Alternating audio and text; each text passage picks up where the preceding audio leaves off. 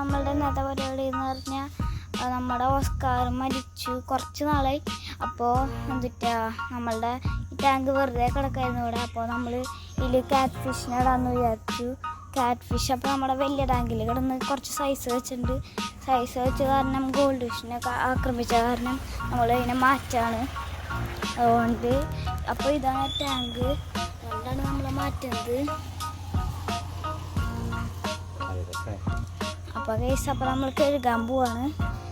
അപ്പോൾ നമ്മൾ ഇങ്ങനെ ഒരു വെച്ചിട്ടാണ് ഇവിടെ കഴുകുന്നത്.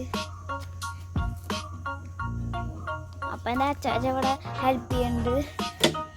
അപ്പം ഇതിൻ്റെ ഫിൽറ്റർ ഒക്കെ അറ്റാച്ച്ഡാണ്. ഇത് നമ്മൾ ഇരിഞ്ഞാലക്കുടയിൽ നിന്ന് വാങ്ങിച്ചൊരു ടാങ്കാണ്. ഇത് അത്യാവശ്യം ക്വാളിറ്റിയാണ്. ഇത് പിന്നെ ചില്ലും അല്ല. ഇനി നമുക്ക് ഇത് കഴുകിയിട്ട് കാണിച്ചു തരാം. അപ്പോൾ ഗൈസ് അപ്പോൾ ഞാൻ എന്നിട്ട് കഴുകിയിട്ടൊക്കെ ഏകദേശം സെറ്റായിട്ട് അപ്പോഴേക്ക് എന്നിട്ട് നമ്മളുടെ ടാങ്ക് കാണിച്ചു തരാം. അപ്പോൾ ഗൈസ് ഇതിലാണ് നമ്മൾ ക്യാറ്റ് ഫിഷ് കിടക്കുന്നത്. 2 ക്യാറ്റ് ഫിഷ് ഉണ്ട്, കാണാൻ പറ്റുമോയെന്ന് അറിയില്ല. അപ്പോൾ ഗൈസ് ഇനി നമുക്ക് ക്ലീൻ ചെയ്ത് ഞാൻ കാണിച്ചു തരാം. ഗൈസ് ക്ലീൻ ആക്കിയിട്ടുണ്ട്. അപ്പോൾ നമുക്കിനി അവിടെ കൊണ്ടുവന്ന് വെച്ചിട്ട് ഒഴിച്ച് കാണിക്കാം. അപ്പോൾ നമുക്ക് കല്ലെടുക്കാം. കല്ല് ഞാൻ കാണിച്ചു തരാം. ഇതാണ് കല്ല്. നമ്മളൊരു പാക്കാക്കി വെച്ചിട്ടായിരുന്നു. നമുക്കിത് കഴുകണം. അപ്പോൾ ഇനി നമുക്ക് കഴുകണ ഇത് കാണിച്ചു തരാം. അപ്പോൾ ഗൈസ് അപ്പോൾ നമുക്ക് കല്ലിലേക്ക് വെള്ളം ഒഴിച്ചിടാം.